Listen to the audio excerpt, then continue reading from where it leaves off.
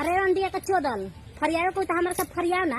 हमार भतार में दम बानू तोर मैया में रेल रेल से खूब ही फाड़ दी आ तोर मैया का विवाह दी तुरंते नु के बच्चा तो 6 महीना में पैदा हो जाए कमेंट करत रहे भोसड़ी के चोदल सामने सामने फरिया के देख ना रंडी के जमल वाला तोर मैया बहिनिया में इतना खाली नु के एकदम उ तो बियाई नु के एक में 2 गो बच्चा बिया जे रंडी के चोदल हो सरे कौन खानदान के चोदल सरे दोगला का चोदल आय काहे तोर मैया चलत हो गाड़ मरवावत हड़वावत पेलवावत ना किस कहत रहे रंडिया के चोदल हम जानत नहीं कोनो दोगला ई जानबूझ के कमेंट कइले बा तोर कमेंटवा है जोन बानू तोर मैया के बुरिया में ढुका देबो भोसड़िया के चोदल का वाला रंडिया के जमल का वाला